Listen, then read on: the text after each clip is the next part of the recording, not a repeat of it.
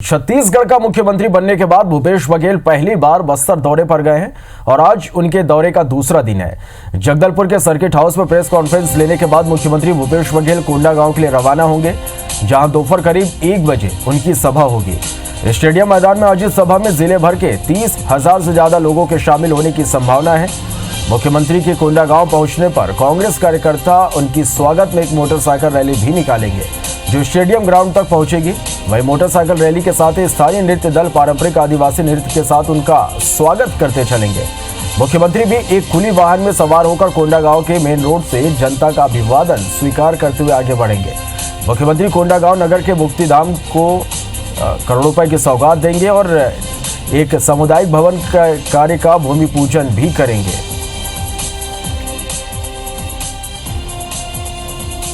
चलो, इस खबर पर ज्यादा जानकारी के साथ हमारे सहयोगी अंजा यादव हमारे साथ फोन लाइन पर जुड़े। अंजा, सीएम भूपेश बघेल के बस्तर दौरे का आज दूसरा दिन है, किस तरह से दूसरे दिन भर का कार्यक्रम है सीएम का? जी, मैं बिल्कुल बताना चाहूंगा कि आज बस्तर दौरे के दौरान कोंडागांव में छत्तीसगढ़ के मुख्यमंत्री भूपेश बघेल जी का स्वागत होना है, आगमन होना है कोंडागांव में। इसको लेकर के कांग्रेसियों में भारी उत्साह नजर आ रहा है। पूरे नगर को एक दुल्हन की तरह सजाया गया है। तो दूसरी ओर स्वागत में किसी तरह की कमियां न रह जाए, इसको लेकर के सुबह से कांग्रेसियों में कवायद शुरू हो गई है। तो वहीं प्रशासनिक स्तर पे भी किसी तरह की कमी न रहे, इसको लेकर के तैयारियां चल रही है। जी, मैं बताना चाहूंगा कि उनका हेलीकॉप्टर जो है लगभग 12 बजे कोंडागांव के कॉलेज ग्राउंड में लैंड होना है। इसके बाद यहां से वे मोटरसाइकिल रैली के साथ में स्टेडियम ग्राउंड तक पहुंचेंगे, जहां उनका आम सभा प्रस्तावित है। इस बीच में बताया ये भी जा रहा है कि जो बस्तर के नृत्य होता है, आदिवासी नृत्य, वो भी साथ में चलेंगे उनकी अगुवाई में, ताकि जो कि आभार व्यक्त करेंगे मुख्यमंत्री के सीएम बनने के बाद में स्थानीयों की जो मांगे पूरी हो रही है उसको लेकर के स्वयं से वे पहुंचे हैं और मुख्यमंत्री को आभार प्रकट करेंगे। जी चलिए, बहुत बहुत धन्यवाद आपका हमारे साथ जुड़ने के लिए और इस पूरी जानकारी के लिए। तो छत्तीसगढ़ का मुख्यमंत्री बनने के बाद भूपेश बघेल पहली बार बस्तर दौरे पर और आज उनके दौरे का दूसरा दिन है। जगदलपुर के सर्किट हाउस में बस अब से कुछ ही देर बाद प्रेस कॉन्फ्रेंस लेने वाले हैं मुख्यमंत्री भूपेश बघेल और इसके बाद कोंडागांव के लिए रवाना होंगे, जहां दोपहर करीब 1 बजे उनकी सभा होगी। स्टेडियम मैदान में आयोजित सभा में जिले भर के 30,000 से ज्यादा लोगों के शामिल होने की संभावना है।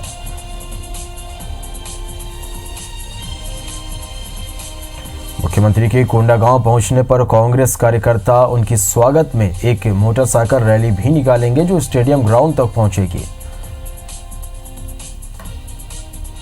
वहीं मोटरसाइकिल रैली के साथ ही स्थानीय नृत्य दल पारंपरिक आदिवासी नृत्य के साथ उनका स्वागत भी करते चलेंगे। इसके साथ ही कोंडागांव में एक सभा को सीएम भूपेश बघेल संबोधित करेंगे और करोड़ों रुपए के विकास कार्यों की सौगात भी आज कोंडागांव को देंगे। कांकेर में रोड शो भी आज मुख्यमंत्री भूपेश बघेल यहां पर करेंगे। उसी के साथ बैठ जाइए ना।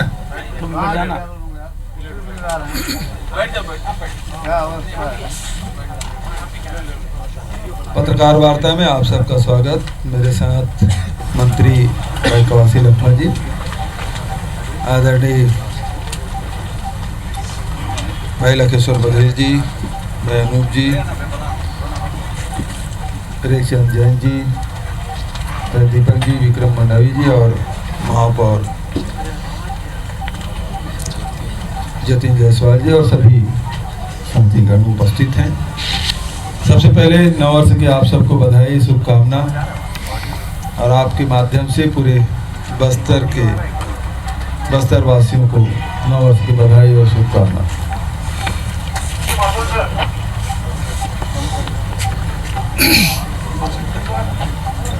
सबसे ज़्यादा बस्तर में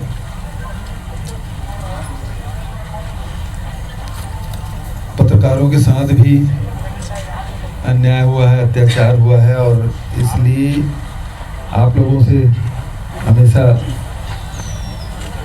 मैं चर्चा भी करता था और इसीलिए देश में पहला राज्य है जहां पत्रकार सुरक्षा कानून बनाने का निर्णय लिया है और उसमें एक कमेटी भी बनाने का मैंने निर्देश दिया है। चूँकि ये पूरे देश में पहला कानून होगा, इसलिए राष्ट्रीय स्तर के जो आपके संगठन हैं उनसे भी हम लोग कमेटी में उनको भी रखेंगे, जज को भी रखेंगे, साथ ही बस्तर के कोई न कोई एक साथी तो रखना है, क्योंकि आप लोग रोज इस समस्याओं से रूप दो चार होते रहते हैं। दूसरी बात यह है कि सरकार ने जो निर्णय लिया उसके बारे में तो जानकारी है ही। 16.5 लाख किसानों के जो ऋण माफ निर्णय लिया, लगभग 6100 करोड़।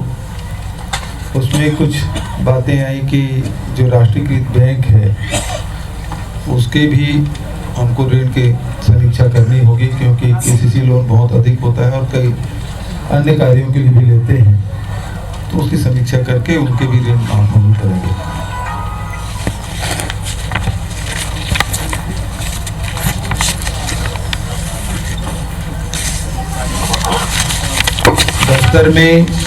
बस्तर विकास प्राधिकरण का गठन फिर से किया जाएगा, जिसमें पहले मुख्यमंत्री उसके अध्यक्ष हुआ करते थे।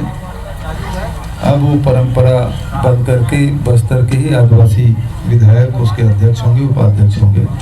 उसी प्रकार के सरगुजा विकास प्राधिकरण में भी वहाँ के आदिवासी विधायकों को वहाँ मौका दिया जाएगा, स्थानीय विधायक को। आदिवासी विकास मंत्रणा जो समिति है उसकी भी पुनर्गठन किया जाएगा और उसे सशक्त बनाया जाएगा। 5 साल में एक आध बार बैठक हो जाती थी, हर 3 महीने में उसकी बैठक करके जो आदिवासियों की जो समस्या है उसे निदान के लिए सरकार कटिबद्ध है। पंचायती राज को भी मजबूत किया जाएगा। कई लोगों को भ्रम है पेशा कानून और कुछ अलग चीज़ है, जिसके कारण से बहुत परेशानी आएगी। मैं समझता हूँ कि पंचायत को ही मजबूत बनाना है और ग्राम सभा के माध्यम से ही सब फैसले लेने हैं। और ये अफवाह फैलाने में हमारे अधिकारी कर्मचारी ज़्यादा सक्रिय रहे हैं, क्योंकि उन्हीं का अधिकार का हनन होता है। तो पंचायती राज को मजबूत बनाने के लिए तेंदुपत्ता खरीदी में जो 2,500 प्रति मानक बोरा था उसे 4,000 करने का, और यहाँ आदिवासियों के विरुद्ध जो प्रकरण दर्ज हैं उसकी समीक्षा करके जो निर्दोष लोग होंगे उनको रिहा किया जाएगा। और बहुत सारे ऐसे प्रकरण हैं जो शासन स्तर पे ही वापस लेने की जो बात है उसे भी हम लोग करेंगे। वनाधिकार पट्टा के मामले में मैं स्पष्ट करना चाहूँगा कि यूपीए सरकार ने जो वनाधिकार कानून बनाया है उसमें यहाँ लागू तो किया गया, लेकिन व्याख्या गलत करने के कारण से सही लाभ यहाँ के लोगों को नहीं मिल पाया, चाहे आदिवासी हो चाहे गैर आदिवासी हो। करीब 8 लाख आवेदन आए थे, इसमें 4 लाख के आसपास प्रकरण निराकृत किया गया था। बचत के दावे को अपात्र बचत लोगों को अपात्र माना गया था, उसकी फिर से समीक्षा की जाएगी। 13 दिसंबर 2005 के पहले जो काबिज हैं और जो 3 पीढ़ी से रह रहे हैं उनको पट्टा दिया जाएगा। ये नहीं है कि वो 3 पीढ़ी से काबिज हो। समझ में ये हुआ है कि 3 पीढ़ी से जो काबिज है उसे पट्टा देना है, और ये मान के उन लोगों को पट्टा प्राप्त करने से वंचित रखा गया। वो 3 पीढ़ी से रहा है या 75 साल से, लेकिन उसका कब्जा 13 दिसंबर 2005 के पहले होना चाहिए। तो ऐसे लोगों को चिन्हित करके फिर से रिव्यू किया जाएगा और उसको पट्टा दिया जाएगा। वनाधिकार का पट्टा सामुदायिक दावे में केवल आंगनबाड़ी, स्कूल और तालाब या निस्तार के लिए ही ये नहीं, बल्कि जंगलों को भी जहाँ गांव के लोग निस्तार करते हैं उनका भी सामुदायिक दावे का पट्टा दिया जाएगा। जितने भी निर्माण कार्य हैं, स्थानीय लोगों को ज़्यादा से ज़्यादा अवसर हम लोगों को देना है। चाहे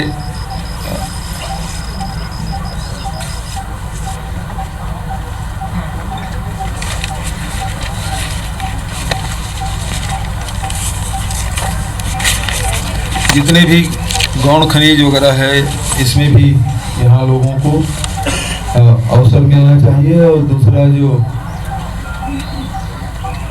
निर्माण कार्य है, होता है कि बड़े बड़े ग्रुप बना के बाहर के ठेकेदारों को अवसर मिलता है, जबकि यहाँ स्थानीय बहुत सारे पढ़े लिखे नौजवान लड़के हैं, उनको अवसर नहीं मिलता। तो छोटे छोटे ग्रुप में उसको बांट के उन लोगों को अवसर मिलना चाहिए ताकि उन लोगों को रोजगार मिल सके।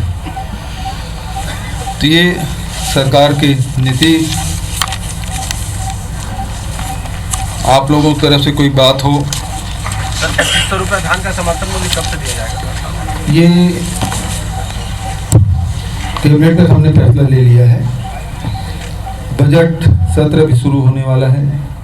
बजट में इसका प्रावधान करके ये जो राशि है वो मैं समझता हूँ कि बजट फरवरी माह में हो जाएगा।